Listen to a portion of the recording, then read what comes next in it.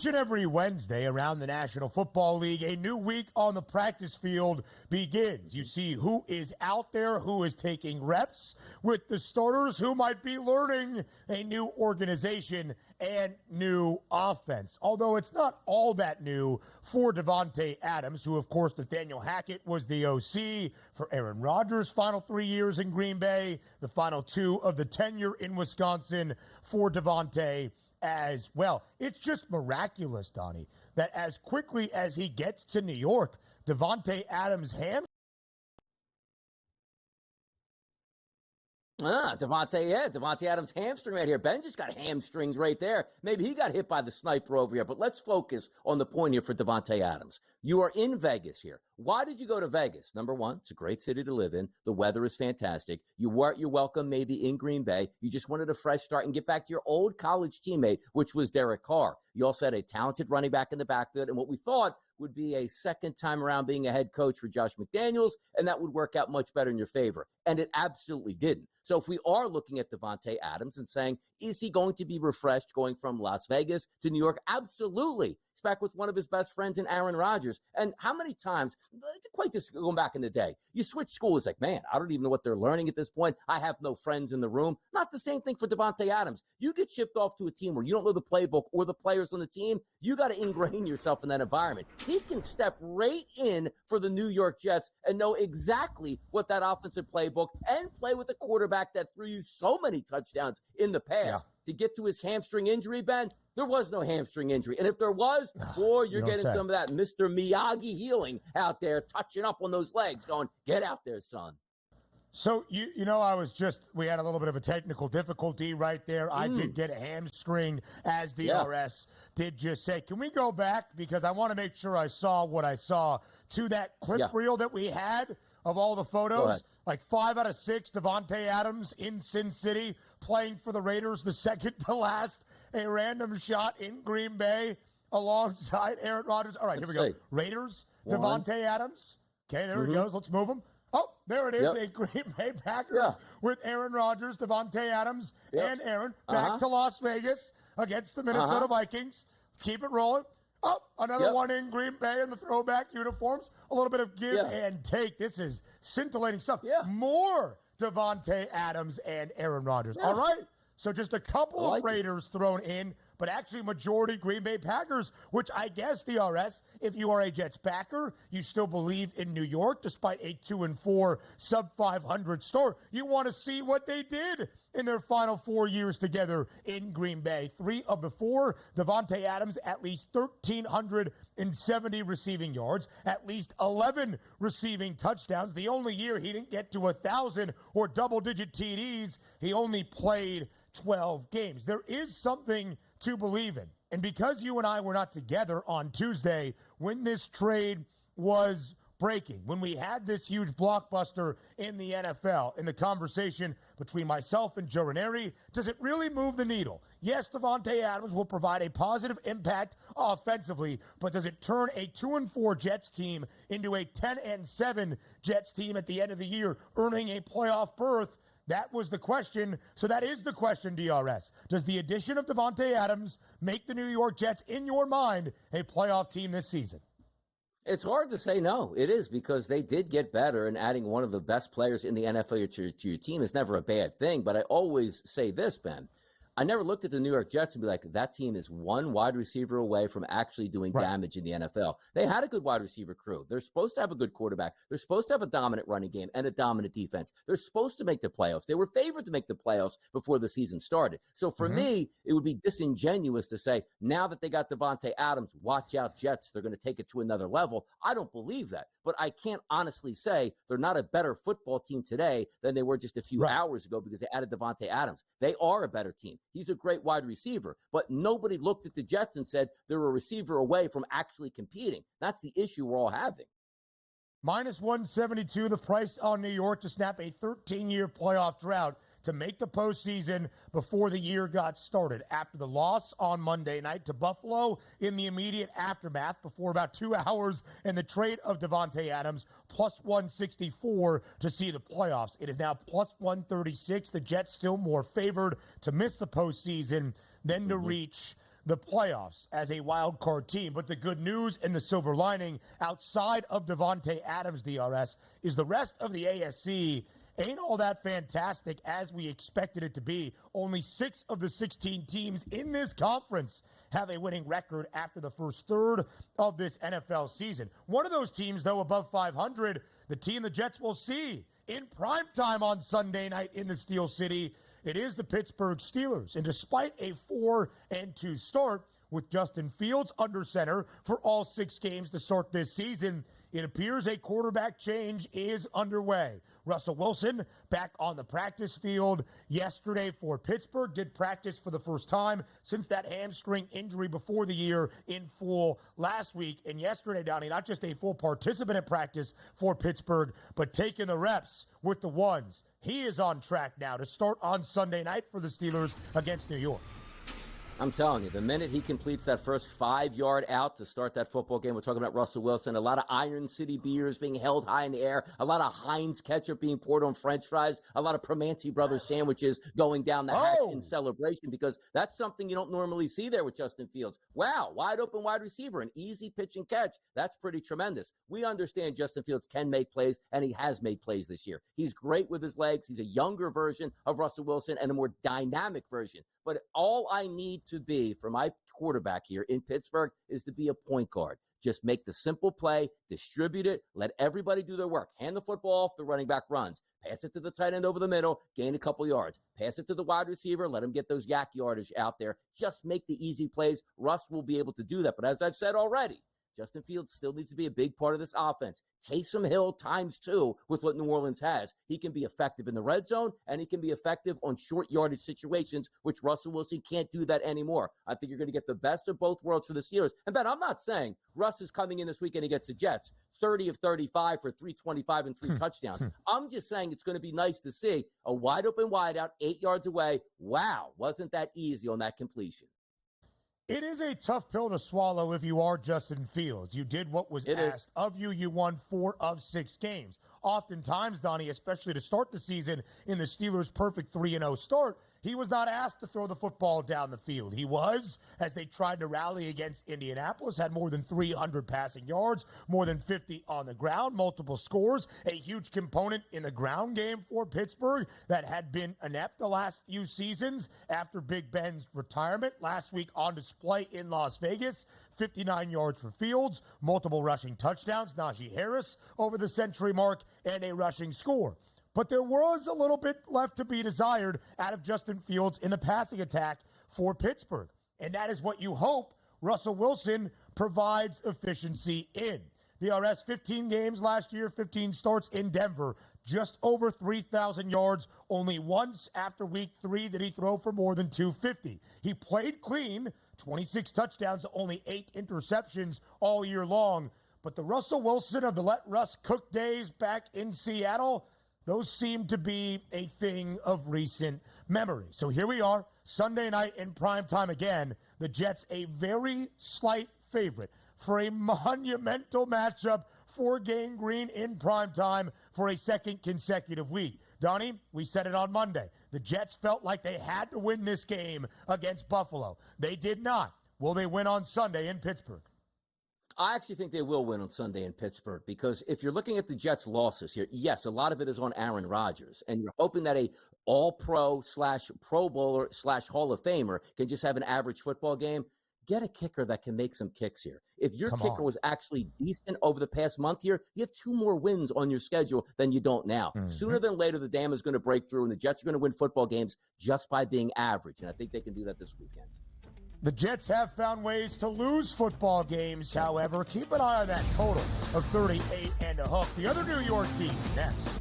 Live right here on the early line on Sports Grid. A new week in the National Football League begins tonight. It's week 7 in New Orleans between the Saints and the Broncos. We will talk about all of the players that are available or not in the Big Easy on this short week Thursday night football game. But Wednesday, DRS, the availability for the rest of the NFL getting ready for a new weekend. 2 weeks ago, short week Thursday night football as the Giants hosted the Cowboys. Malik Nabers had a very promising first 3 quarters and then was knocked out of the game with a concussion against the Cowboys. We have not seen him since that point. Back on the practice field for the first time for the G-Men yesterday in a red jersey, non-contact. He has made progress. He still remains in protocol, but the Giants are optimistic, and they are hoping that he takes the next step for tomorrow, maybe being a full participant, tomorrow being today, at practice for New York. The Giants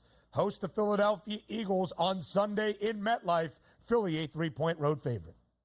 Yeah, it'd be great to get some of your best players back on the field. Also, they lose their left tackle, which is a devastating injury, but you do want to preach patience. And I was joking to open the show. Hey, look, miss another week, help the Philadelphia Eagles out. That's all fine and good. Right. But we got to be honest and have a conversation about what Malik Nabers is going to mean to the New York Jets, their team, over the next 5 to 6 years. The worst thing you want is for him to come back. And we're not saying it's going to be malpractice. Like, the doctors cleared him when they shouldn't have. They're being prudent. They already sat him the extra week. They're trying to get him to go through the protocols. And if he's medically cleared, technically he should play. But it's one of those where it's like, all right, we're going nowhere this year.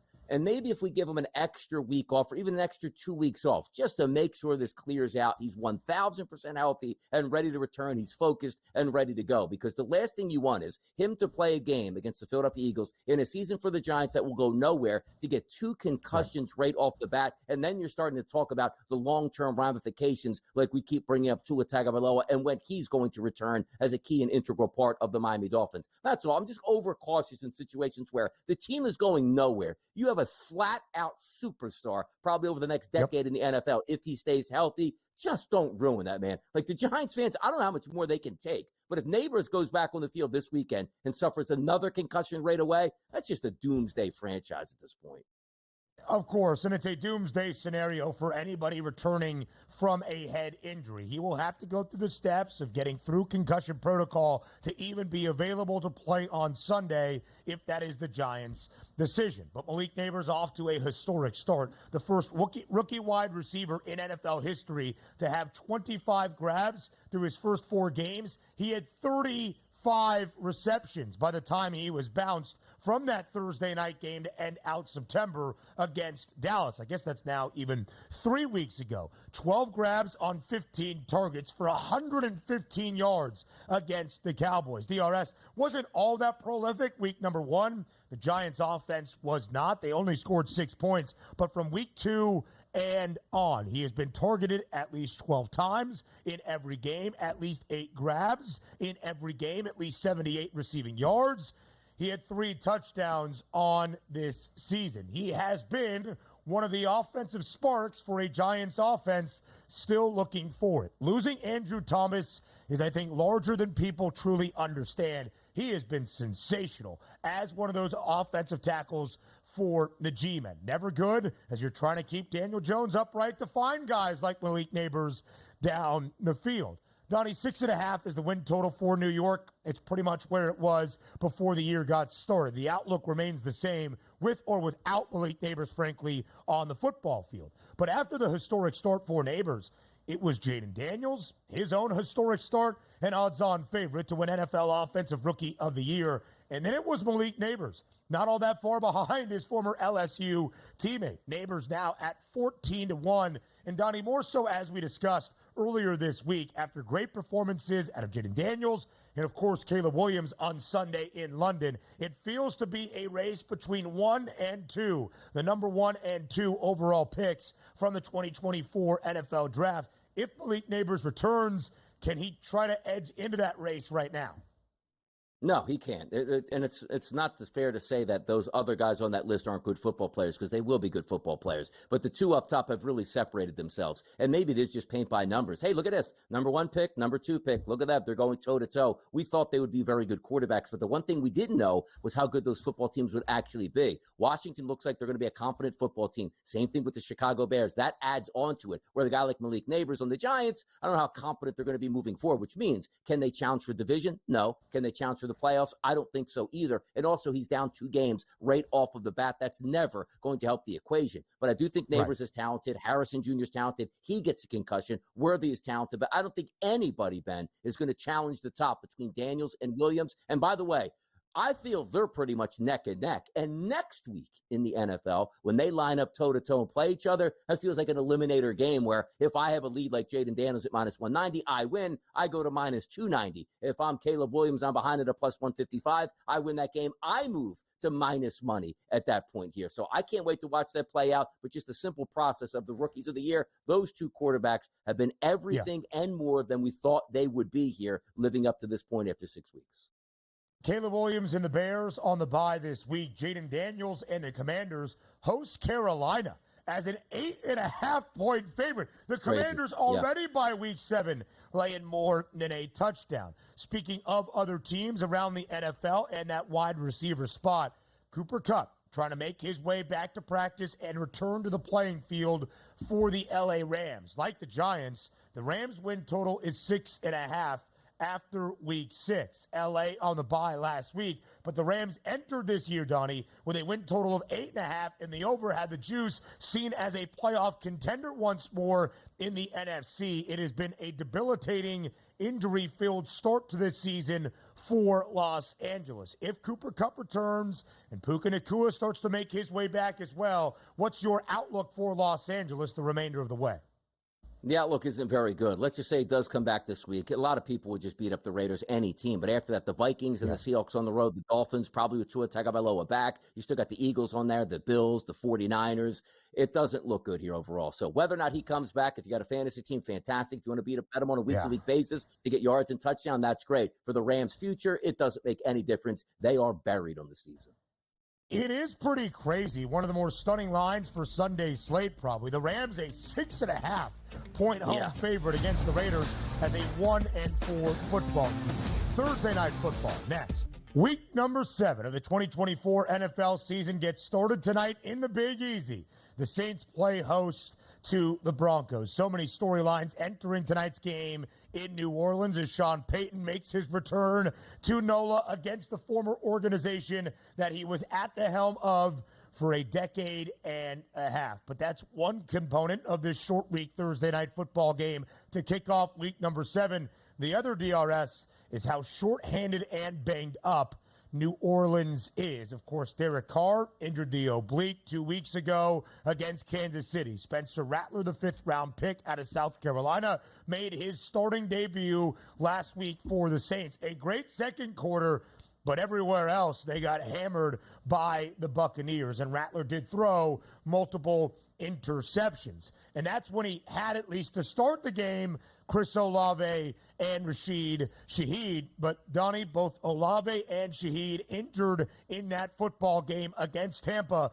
Both are out tonight, and Shaheed will have to undergo surgery before he can get back on the field. An interesting component of this offense. Taysom Hill remains doubtful, dealing with a rib injury. On the other side, also in concussion protocol, one of the best young corners, or maybe just cornerbacks, in all of the NFL, Pat Surtain, is set to be out for Denver. A lot of key missing pieces for tonight's Thursday night football game in New Orleans. Yeah, we've had some pretty good Thursday night and primetime matchups here on the season. This isn't one of those, and this is sometimes one of those poster child games are why you should not be playing football on a Thursday night regardless. Yes, you get a lot of money. Everybody's going to watch regardless, but you're talking about banged-up players that might be able to make it on Sunday that have zero chance to actually make it on Thursday night. And now you have 2 rookie quarterbacks starting on a Thursday night. One of the rookie quarterbacks, talking about Spencer Rattler, I went back and watched the game last week. He actually performed quite well. Didn't look like he was scared for the moment. They let him throw 40 times, had some nice athletic plays out of the pocket, but certainly it's still a rookie quarterback. You are going to make mistakes, and he did that. Now on a short work week here, he's going to make more mistakes tonight. Same thing with Bo Nix. Don't let him throw 45 times a game for 116 yards and 1 interception and no touchdowns. These guys are going to try to work their way through it, but just from a talent deficit, Spencer Rattler's really going through it. Now, granted, you're not going to have a lot of high numbers here for those wide receivers and tight ends and running backs for the New Orleans Saints because we're not expecting a high-scoring game. But there are some advantages that you can play that we'll certainly get to. But it does stink where you line this game up and say, all right, let me watch these 2 rookie quarterbacks get after it and say, like, who are they throwing to? Never heard of that guy? Can he step up? That's what we're getting in primetime football tonight. Yeah, it is going to be the case, DRS. There is the storyline and narrative component of this football game, as we know, as Sean Payton makes his return to the Big Easy. That might be the most compelling pregame narrative entering. This is week 7. It's our 6th short week Thursday night football game. It is the first one as we near the middle part of this NFL season that is no longer a divisional duel with the added magnitude of a short week Thursday night game. The last 2 weeks have gone over. The first 3 stayed well under, and you saw a total of 36.5. We are not expecting a ton of offense tonight as Bo Nix leads the Broncos and Spencer Rattler leads out the Saints. Donnie, the first 2 games of this year, Bo Nix did not look great against either the Seahawks or the Steelers through multiple interceptions. Then Denver went on to win 3 consecutive games. He did not throw a pick. Last week against the Chargers, 1 pick, albeit to 2 touchdowns, as they came up short in Mile High against the Chargers. This just the second time this season that Denver is booked as a favorite. The Broncos have been a good cover team so far this season. They are 3-2 ATS. They did cover and win in their only game as a favorite in Mile High a couple of weeks ago against the Las Vegas Raiders, laying about 2.5, 3, easily winning that game by more than 2 touchdowns. It is going to be difficult to find those betting edges tonight, Donnie, especially with a road team and a rookie quarterback as a road favorite on a short week with a decent bit of travel to New Orleans. And also, you're looking at a game from a perspective of, I do think the Denver Broncos are a better team. You open up the first 2 games, lost to the Seahawks and the Steelers, 3 straight wins, as you said. You did get beat up. I don't care if that 23-16 score says it was 23-0 last week before they got a couple late touchdowns. But I think Bo Nix has much more under his cap right now than you do take a look at Spencer Rattler. And also, you have much more weapons. Not really saying a ton for the weapons of the Denver Broncos, but everybody is hurt for the New Orleans Saints. The Saints are on a slide right now, and also, Sean Payton's coming back for the Dome. They know how important this game is to Sean Payton. I'm not saying you play one, win one for the Gipper, because that's what you do, but I just think it looks like a rookie quarterback on a Thursday night. How could you ever take it? Tonight, it's probably that night to take it. Yeah, that is probably a component of our handicap, as we'll dive deeper into it in hour 2, which starts next. Welcome to hour number 2, live right here on this Thursday on the Early Line on Sports Grid. He is Donnie. I am Ben. 2 more hours to go up until 11 a.m. Eastern. A new week starts tonight in the Big Easy in the National Football League. The Saints host the Broncos and their former head coach for 15 seasons. That, of course, is Sean Payton. Plenty of previews and breakdowns for Thursday night football are in store. We'll look at a new week in college football on the horizon. If last Saturday was sensational, if it's even possible, DRS, to one-up the greatness that we have seen in college football this season so far, Saturday might be the one to deliver. And, of course, we will get you set for everything you need to know around the League Championship Series, a doubleheader in October. First in Cleveland. It's Game 3 of the ALCS. Can the Guardians return home and eke out their first victory of the LCS? Will the Dodgers take a commanding 3-1 series lead in Game 4 tonight, or will the Mets even it up back in Queens? So much to get to here, Donnie. It's a beautiful Thursday in October. It really is, Ben. Let's take it. You want to take a victory lap with me right now? Let's join hands and run around the track with our hands up here, because you know what? I feel bad for Georgia football, like Athens. Saturday night, you're playing Texas, the top team in the country. You already got a loss. Your season's over, man. Like, why even watch this football game? I like this game. No, we're all watching this game because Georgia wins. They're going to the college football playoff. That's the way it should be. Anybody out there, once again, who said it's stupid that there's a 12-team college football playoff coming, don't you dare watch Texas and Georgia. And if you were a Georgia fan in the SEC, I don't know if I like this here, you wouldn't be needing to watch this game because your season would already be over, and it's not now. So congratulations to us. Congratulations to the people that love the expanded playoff, because you know what happens now? We watch this game Saturday night and get excited because national championship implications are on the line when they wouldn't be in previous seasons. How about that? I like this guy. I like this guy that takes victory laps in college football based on the 12-team CFP expansion. Texas is the number 1 team in the country and the national title favorites at plus 350. Georgia is the number 5 team in the country with the 3rd best price to win a championship this year at plus 490. And an underdog are the Dogs for the first time in over 3 years. Plenty to get to in college football in our second half hour of this second hour. But we start DRS with one of our favorite games. It's time for buy or sell here as we get ready for a new week in the NFL. We looked at these odds ever so briefly in our opening hour. Offensive Rookie of the Year. We asked, can Malik Nabers, 3rd best price at 14-1, if he returns to the field this week for the New York Giants, get back into the race?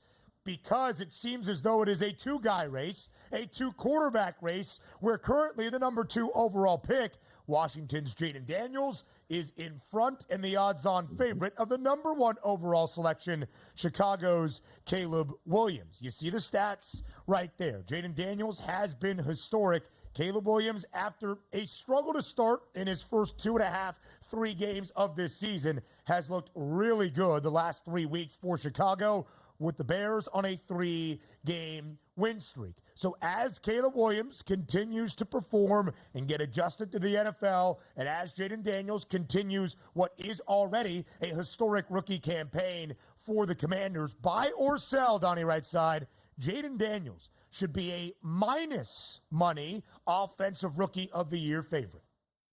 As we sit here on October 17, 2024, absolutely I'm buying this. Because if you just look at the statistics, 1,726 total yards to 1,486 total yards in the favor of Jayden Daniels. 10 total touchdowns to 9 total touchdowns, 2 interceptions to 5 interceptions. And also, sometimes we just look at singular games here. Both of these guys have 4 wins on the season. But coming into the season, the expectations for me were much, much higher in Chicago for team total wins to start the season than the Washington Commanders. I thought Chicago would be good this year because of Caleb Williams and the talent they surrounded him with. I wasn't sure what I was going to get out of a new coaching staff in Washington, a new offensive philosophy here in Washington, a new quarterback, and a lot of moving parts here. And I've been quite pleasantly surprised by the Washington Commanders. But when you look at Heisman moments, right, you need that big game in prime time in front of a national audience to say, whoa, this kid has arrived. Jayden Daniels has already had that. That Cincinnati game on Monday night where he was damn near perfect, throwing dimes all over the place and essentially turning the lights out in Cincinnati, that gives him that little pedestal moment to say, this kid absolutely has it. And it's not been just a flash in the pan like, hey, highlight here, highlight there. This kid has been sensational, making reads all over the place, being efficient with the football, making plays with his feet when he has to, and has been great in front of the media. Things will change. There's a long way to go. But right now, Ben, I'm buying Jayden Daniels. I'm buying the Commanders right now, and he deserves to be the favorite right now in the Rookie of the Year race. Deserves to be the favorite, in my estimation. Deserves to have a minus in front of his price. But how much longer, DRS, is that minus there? Is Jayden Daniels even the Offensive Rookie of the Year favorite? We would expect it to at least stand until week number 8. You talked about the monumental showdown, 1 versus 2, in week number 8 between the Bears and the Commanders. Chicago on a bye after the return from London and a huge victory, a blowout of Jacksonville a week ago. Because, Donnie, when you look at the last 2 games for Caleb Williams, this is the promise of the number 1 overall selection. Against Carolina, 20 of 29, 304 yards, 2 passing touchdowns, 34 on the ground, clean, smooth, efficient. The Bears absolutely blow out the Panthers. All right, it's Carolina. How will you guys do finally away from the Windy City, where they entered week 6 DRS, 3-2 overall, but all 3 wins at home against lesser competition, booked as the favorite in every one. They go across the pond to a Jacksonville team that only had 1 win, but coming off its only win of the year, and a Jaguars organization, of course, very comfortable playing in London. The Bears closed as a slight underdog. So how do the Bears respond?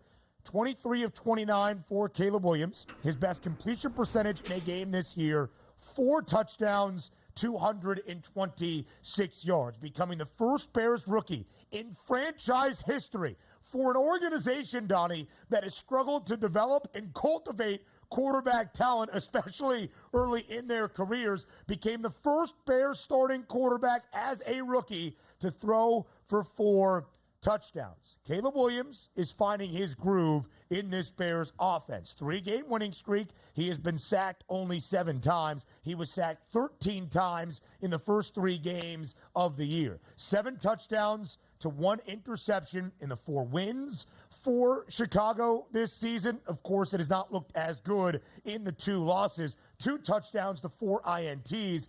But if Caleb Williams keeps Chicago on this trend, those odds with the narrative behind are going to grow tighter and tighter in that distinction here very soon. Now, look, if we're just looking at who have you played so far, Caleb Williams, not all that impressive on this streak so far. The Titans are a bad football team. Yes, you played the Texans. You played them close, but you lost that game. The Colts leave a lot to be desired. The Rams, Panthers, and Jaguars, terrible. Now, you're going to face this Commanders team, and let's just say he beats them. He's probably going to go to, and if he has a good football game, maybe be the favorite. But the reason I talked about, remember, Josh Allen, don't buy just yet on this tough win streak here. Right. And now he gets a top flight wide receiver. Now's the time to buy in. If you take a look at that schedule for the Chicago Bears, next couple weeks here, Commanders, you can win that game. Cardinals, you can win that game. And the Patriots, he'll be riding high. But Ben, look at the closeout to this season for the Chicago Bears. Packers, no doubt. Vikings, Lions, 49ers, Vikings, Lions, Seahawks, and Packers. That is going to be an unbelievable gauntlet, maybe as tough as you will see in the NFL. So maybe starting to look even more towards Jayden Daniels, because that schedule, that's going to be amazing. Now, granted, it can work in your favor if he wins his majority of those football games. But if he doesn't, he's going to start to lose a little bit in that Rookie of the Year race.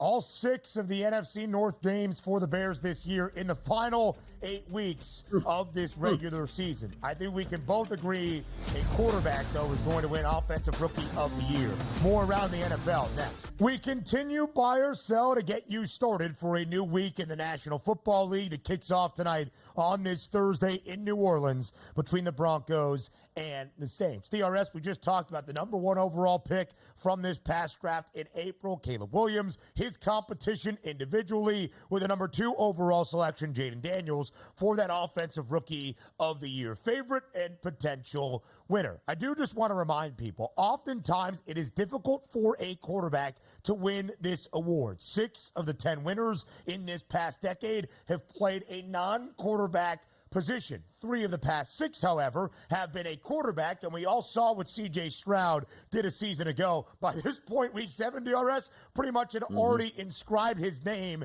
into that trophy. So that is now the expectation. And so far, Jayden Daniels, and as of the last 2 to 3 weeks, Caleb Williams have been living up to that expectation.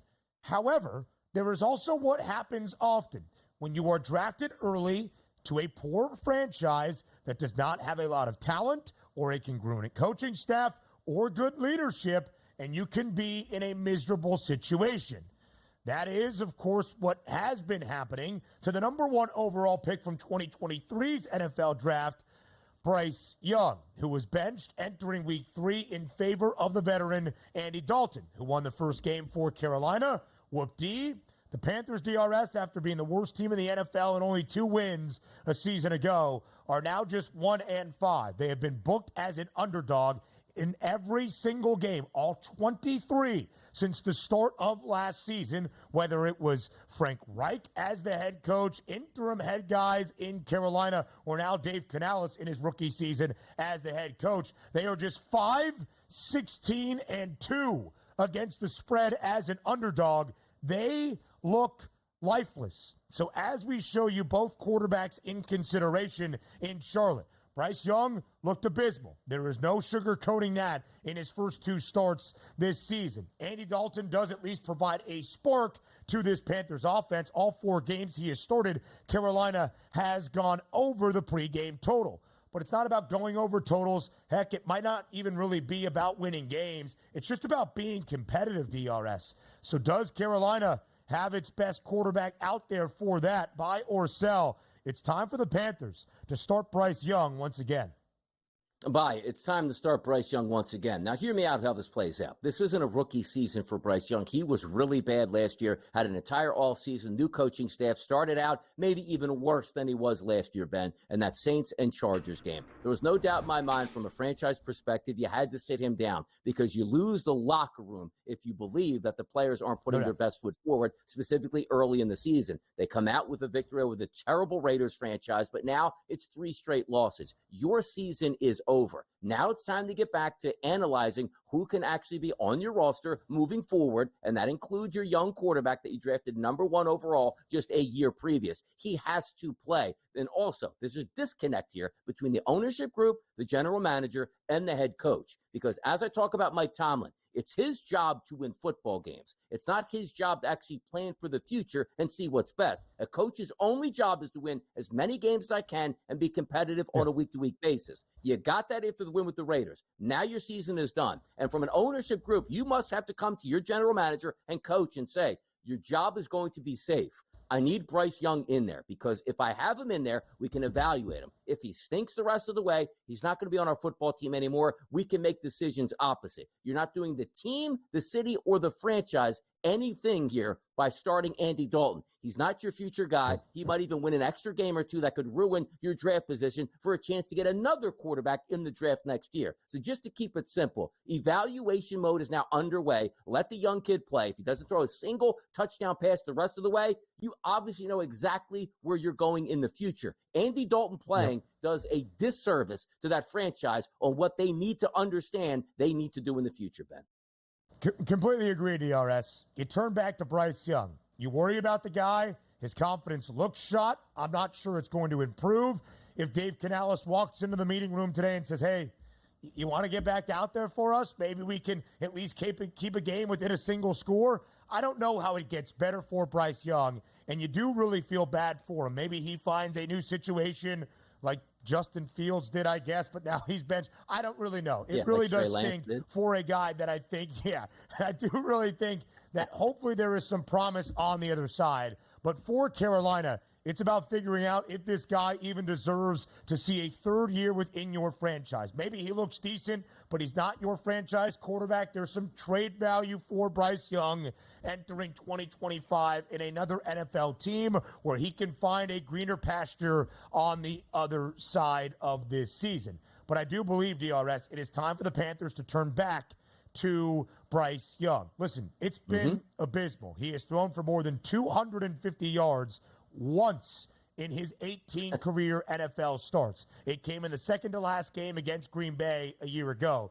He has thrown for 161 yards or less in each of his 2 starts this year. 11 of the last 12 starts he has made, Bryce Young has thrown for less than 200 yards.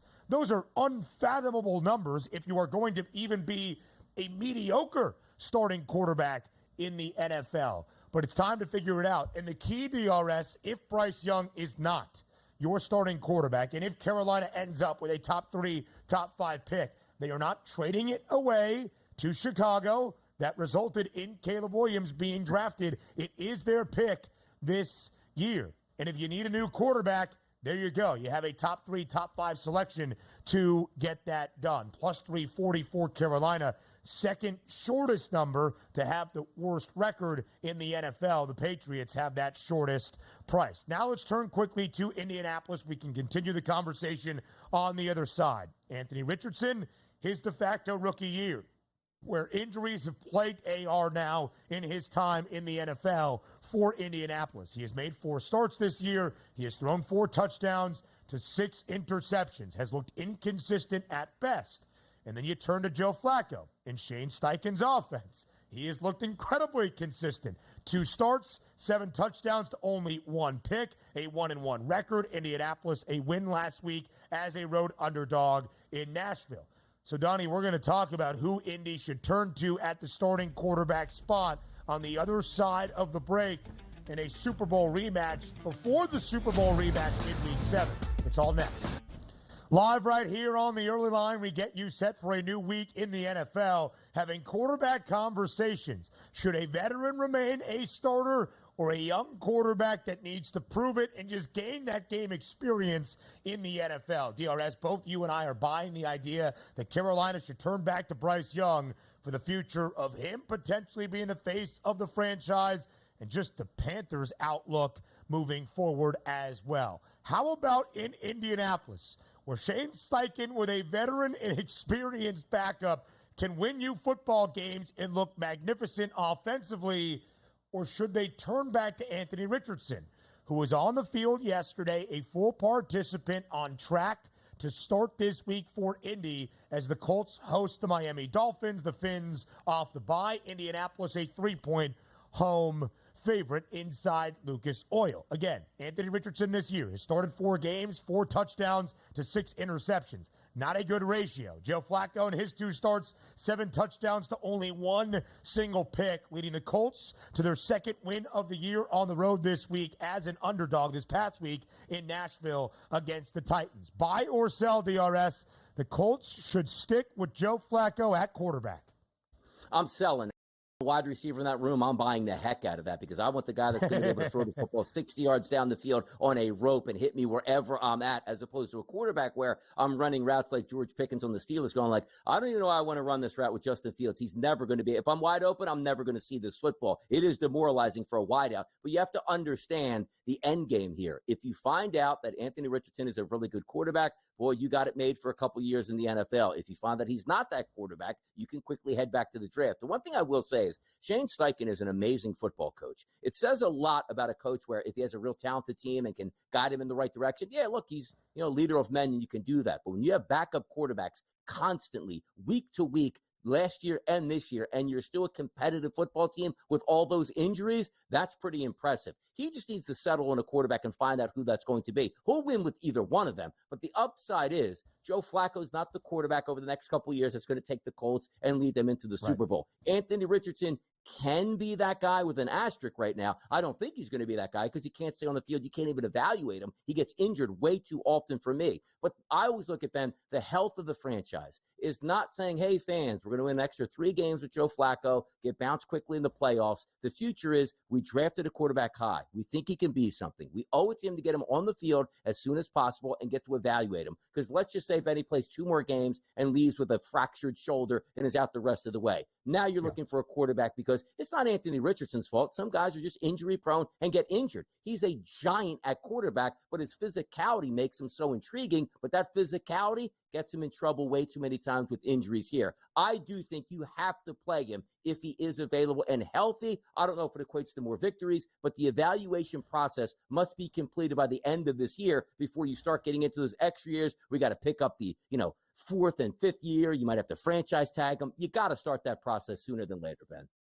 Yeah, completely agree, DRS. AR started only 4 games last year, completing just 2. And a lot of the issues for Anthony Richardson that were a problem in college that were supposed to turn around in the NFL, not often how it works, inefficiencies and incompletions have been on display here to start off 2024. He's got to be your guy. I understand. It should have all happened last year had he not had the season-ending shoulder injury, but he's got to be your guy to figure out what you have at the quarterback spot. So I am selling the idea that Joe Flacco should remain the starting quarterback despite the success that Flacco has had magnificently either in Cleveland a year ago or this year so far with Indianapolis. DRS Week 7, Super Bowl 58 rematch in Santa Clara between the 49ers and the Chiefs. As it stands right now, both KC and San Francisco favored to win their conferences. Both have the 2 shortest prices to win Super Bowl 59. KC, though, shorter in both.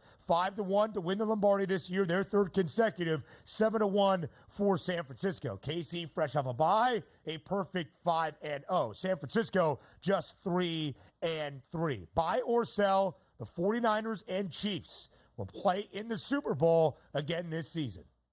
Yeah, let's sell, and let's sell again where neither one of these football teams, Ben, actually makes it to the Super Bowl because they're not the best teams in either one of the divisions. Give me the Lions rising up and getting to the Super Bowl, and give me the Bills and or the Ravens making the Super Bowl out of the AFC. Sell it across the board, baby. Yeah, I sell it. The Chiefs have a better shot. Don't believe in the 49ers as of right now. But no back-to-back Super Bowl champ, which KC is. We've seen that 8 previous times in NFL history, has even reached a 3rd consecutive Super Bowl. The 49ers a slight favorite for the Super Bowl rematch in Santa Clara on Sunday. Thursday Night Football next. Thursday Night Football as we transition now to the National Football League. Kicks off Week 7 tonight in the Big Easy. A storyline game for a game on paper that does not look all that appealing. We are kind of reaching the middle part of this season where short week Thursday night football games lack a little bit of luster. They know how to do it, DRS. Those schedule makers, of course, in the NFL. The first 5 divisional duels, significant matchups that have an important implication even outside of a short week game. This one, from a narrative perspective, as we will break down, certainly does. But in terms of the matchup, Denver a 2.5-point road favorite in NOLA against the Saints. Total is minimal at 36.5. Donnie, we'll break down the matchup in just a second. But here is why this game has a little bit of added juice. That would be Sean Payton making his return now in his 2nd year at the helm in Denver to his former home in New Orleans. Sean Payton spent 15 years as the Saints head coach from the 2006 season through 2021. Of course, he was suspended for the entirety of 2012. Won a Super Bowl with the Saints back in 2009. In those 15 years as the active head coach, led the Saints to double-digit wins 9 times. He is the winningest head coach in the history of the Saints. He is the longest tenured head coach in the history of this New Orleans franchise that dates back to 1967. What will the reception be for Sean Payton back in the Big Easy tonight? Well, they probably give him a nice cheer to start the game, and then once that game starts here, you're going to boo him all the way through because you're always going to be rooting for your hometown team. But from a perspective for me, I don't really think the fans like, hey, Sean Payton's coming home. It's going to be interesting to see. But Sean Payton going home knowing that he wants to beat the franchise that he was with for so long and also a meaningful win, which would really help the Denver Broncos out, I think it means a lot more from that side of it. So fans coming home, because I remember also, Philadelphia Eagles fans, Andy Reid coming home was like, yeah, we want to see Big Red and all that stuff and all the years of joy that he gave us, never able to get us over the hump. Different with Sean Payton because he was able to win a Super Bowl. He'll get cheered there. Same thing when Doug Peterson came back to Philadelphia when the Jacksonville Jaguars were in town. Got a standing ovation before the game, brought him a Super Bowl. But once that game starts, you hope that he gets embarrassed and you win your game 35-0 at that point. But the homecoming perspective, I think, means a lot for Payton as opposed to the fans and the Saints themselves. It certainly does, right? There's not bad blood. It was Sean Payton that walked away from coaching. He was a broadcaster for a year and then went to Denver. In fact, for the Broncos, even to hire Sean Payton as their head coach, they had to trade with New Orleans and give the Saints draft assets because Payton still was under contract with the Saints, having retired, not having been fired or ending his contract out in the terms of it. So that will add a magnitude to this game. Now, as we see, Denver is a 2.5-point road favorite. Short week Thursday night football matchup of 2 rookie quarterbacks. Bo Nix for Denver. Spencer Rattler in his 2nd career game for New Orleans, and a minimal number at 36.5. Do you add the Sean Payton homecoming to your handicap at all? Not necessarily, but I do think he's the better coach than Dennis Allen. I do think he has a better football team than the New Orleans Saints. So that's more of the handicap for me. But there is added incentive in this game because, sometimes we're the locker room itself. You understand big events here. When a football player is returning to play his previous team, the quarterback's always going to want to take care of him and say, you know what? I know what this means to you. I'm not going to force you the football, but if you're there, I'm going to make sure you get it here. Same thing with Sean Payton. The last thing he wants is to go on a Thursday night football game with all the hype of him returning back and the Saints come away with a victory 24-13. That would be embarrassing for him, and his teammates know that, and so does the organization. So I'm not saying they're going to try harder just because of that, because they're professionals. They're trying hard every game, but it is a little bit of that edge where you know how big of a game, and before the season started, hey, we're playing the Saints this year. Where do we have them? Oh, this one's going to be on the road. You know that he circled the calendar going like, this is going to be an emotional week. It's going to be a short week here. We better make sure that we're buttoned up for this one. 36.5 the total, DRS. This will be the 5th game in 7 for Denver this year with a pregame total sub 40. New Orleans, who went under in 11 of 17 games a season ago, is now over in 4 of 6. This is the first time the Saints have seen a pregame over-under that is less than 40 total points. Just how much offense do we get in this short week Thursday night football game without a ton of key contributors offensively on either side? Yeah, this is going to be a tough one to try to gauge because it's one of those, if you outthink yourself and the game is up 17-10, like that's exactly what it was supposed to do. But these young quarterbacks, they let them rip all season long, both Knicks and also in that singular start here from Spencer Rattler. The good thing about them, they're both athletic too. They can make plays with their feet, and also they can make big plays in the passing game, but big plays in the passing game that lead to turnovers. That might be good for the over. We look at the rookie quarterback matchup up next. Thursday night football starts week number 7 in New Orleans. Bo Nix makes his 7th career NFL start in his rookie campaign. He was the 12th overall pick. Spencer Rattler was a 5th-round selection. He makes his 2nd NFL appearance tonight, his 2nd career start. Both quarterbacks DRS, a passing yards prop less than 2 bills. 191.5 for Bo Nix, 182 and a hook for Spencer Rattler. Nix actually a slightly higher price to throw an interception. That's just kind of mean in favor of Spencer Rattler, but both favored to throw an interception tonight. What can we expect out of the 2 rookie signal callers for either side?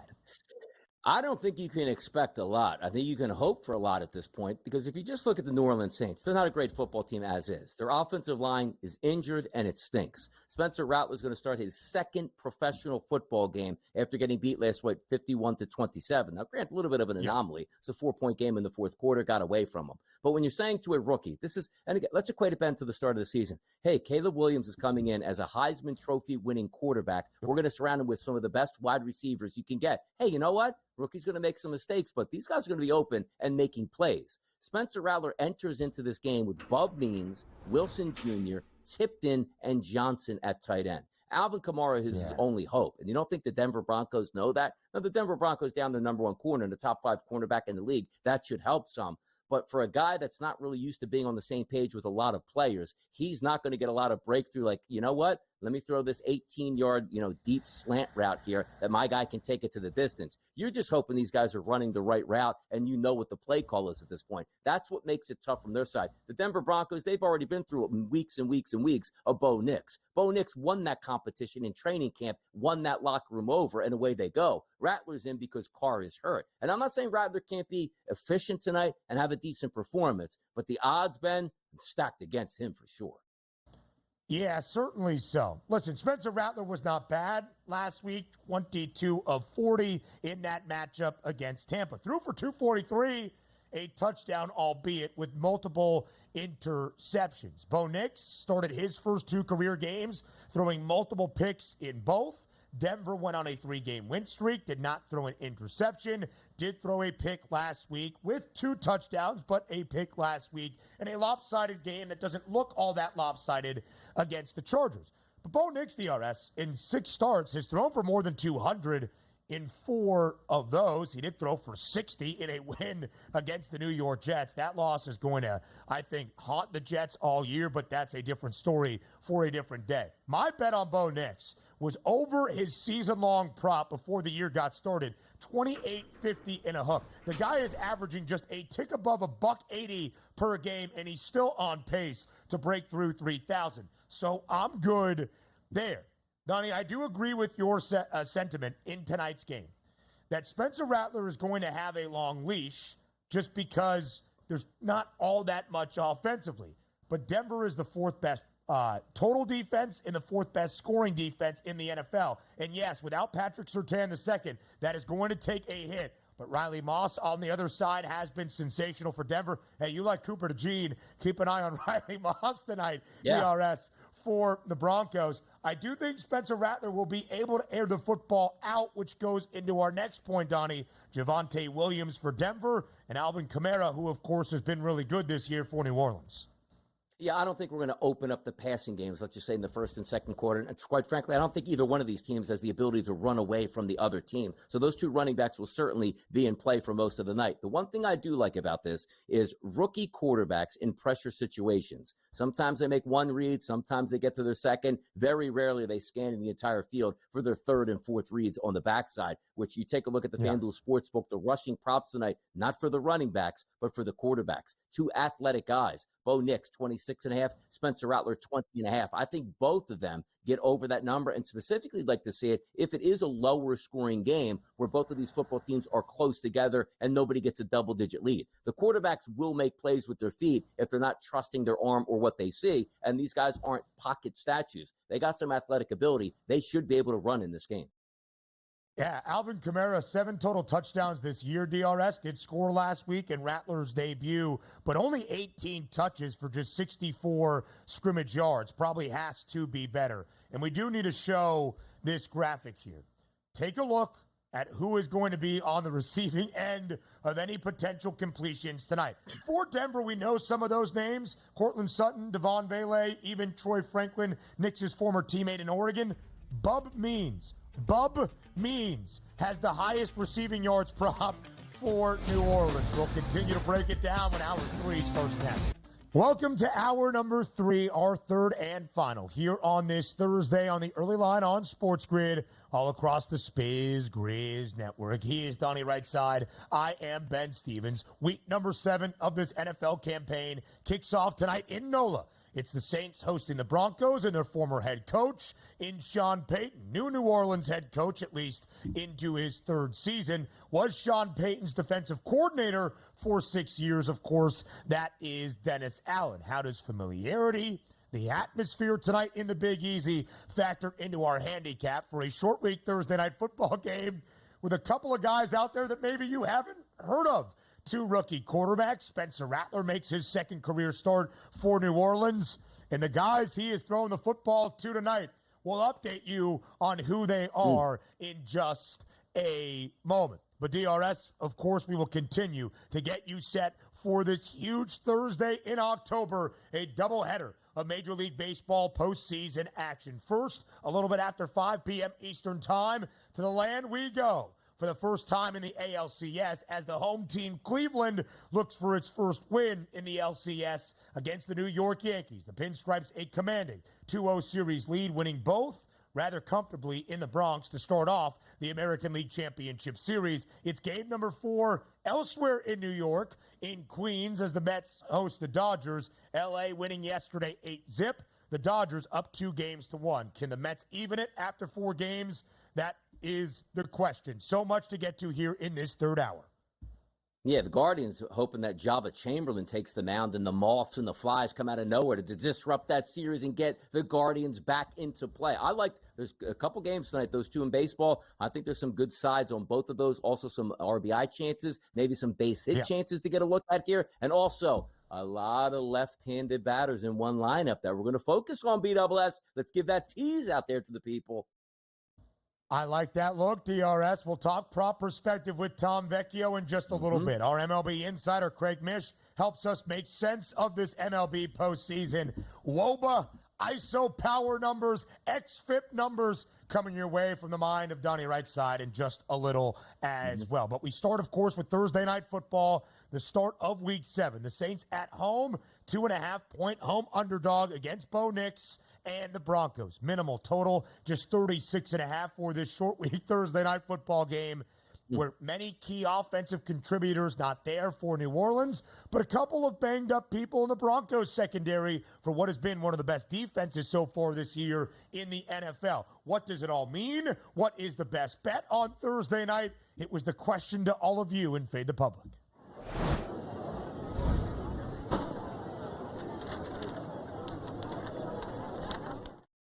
DRS, Public, spot on, Monday night, heavy into Buffalo to win outright in MetLife. The Bills do just that. The Fade the Public poll in the public decisions this year, 5 and 6 in any best bet categories, NFL, college, MLB, or otherwise. Another best bet being asked for Thursday Night Football. What is it?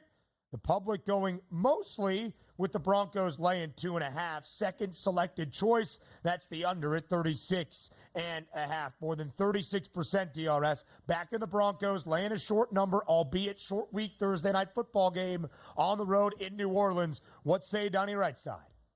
Yeah, I think they're right in this one. I'm with that -2.5 and that 36% that's updated right now because I think it makes the most sense. Taking a rookie quarterback, like, you know me, I love home teams on a Thursday night. You say a rookie quarterback's going to on the road on a Thursday night, get out of town. He's not used to preparing or just a 4-day stretch at this point. But also the Saints going through the exact same thing and not even having as much talent as the Denver Broncos have. So for me, it is a simple equation here. I just trust the coaching staff and the team a little bit more in Denver. So we can't say, well, I think Denver's going to win, Ben, but New Orleans is going to cover at 2.5. You're not doing that. So the Broncos by a field goal or more, I think that makes the most sense. And also, you take a look at that under 36.5. You can see it as well. We just told you the offensive weapons in this game on a short work week with how many players are injured here. It probably trends more likely to an uglier type game. We just hope the refs don't step in and say, we're going to have more flags out here than actual yardage, which they tried to do to us on Monday Night Football.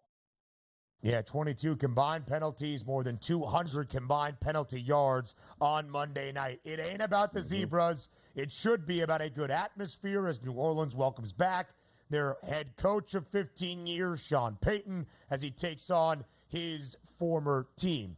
Two rookie quarterbacks, Donnie, makes it a little bit difficult to handicap, in my opinion, to figure out just exactly how much offensive output we are going to see tonight. Everything in me wants to say it should be rather easy. New Orleans is so banged up offensively against a Denver defense that is top 5 in scoring and total defense this year that it's going to be difficult for Spencer Rattler and the Saints to put up enough points to even cover or win outright as a slight home underdog. And thus, we should stay under. Great defense for Denver, bad and injured offense for New Orleans with a rookie quarterback making his second career start. Denver should win this game 17-10, 14-3, 21-10, whatever it is to stay under 36.5. I just don't know.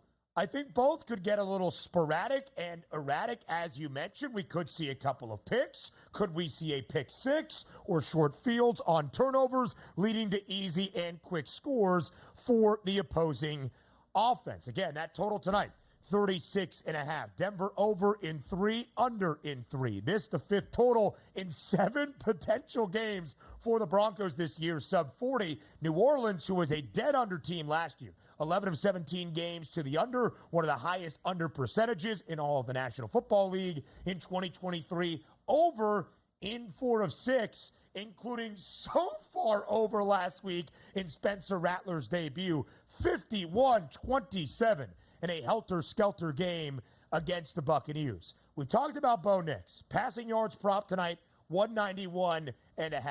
Donnie, again, you have to think he goes over and gets to 2 bills, which is not a huge threshold to break through as a starting quarterback, albeit a rookie in the NFL. He has gone over 200 in 4 of 6 this year, and the Saints are the 4th worst passing defense in the National Football League. Now, Bo Nix is no Patrick Mahomes, but he threw for 331 a couple of weeks ago. He is no Baker Mayfield even, who threw for 325 last week in the Big Easy. He's no Kirk Cousins, who threw for 235. He's no Jalen Hurts, who threw for more than 300. He's no Dak Prescott, who flirted with 300 in week number 2. But 5 of the 6 have thrown for at least 235 against this Saints defense. You got to think Bo Nix gets to 200. But if the Broncos are winning this game comfortably and recognize they don't need to do a lot offensively, could be a big night for Javonte Williams on the ground. Yeah, but also you look at these two quarterbacks' pedigree coming into the NFL. But Bo Nix been around the block, played at multiple Power 5 schools here, threw a ton of passes. And Spencer Rattler, much heralded coming out of high school, played at a couple Power 5 programs. These guys aren't scared to chuck the football, which is why I went to go watch in its entirety that game with Spencer Rattler. Yes, they got blown out, but the kid looked the part in the pocket. He was athletic. He was making decisive decisions. Even if it came up with a turnover or a touchdown pass, I liked what I saw. So I do think also those half touchdowns for each one of those quarterbacks does make some some sense. Now, they're going to be juicy on both sides, but if you parlay them together, each guy to throw a touchdown pass, it doesn't work out to too bad of a product at that point. So, yeah, yes, they are rookie quarterbacks. Yes, they're going to struggle at times, but we're not coming into the NFL like last week saying, hey, Spencer, we're going to really protect you out here. Minimum 22, 23 passes. He threw 40 times in that game. And as I said, it was close right up until about 2 or 3 minutes into the fourth quarter. Bo Nix, do you remember his first career start on the road against Seattle? They didn't tell him, hey, man, 15, 20 passes max. They let him spin it here. These two quarterbacks will throw, which means good things usually happen. Turnovers, sometimes good for the total. You're going to take a look at incomplete passes, which stop the clock, maybe pass interferences down the field, and also touchdown passes as well. So that's a low total to begin with, but these aren't two rookie quarterbacks that you're looking to protect. These quarterbacks should be able to spin it. I wonder, though, if the Saints weren't getting blown out 17-zip after the opening quarter, if Rattler would have thrown it as much or they would have trusted Alvin Kamara more. I do think both rushing props for the quarterbacks intriguing. We'll talk later.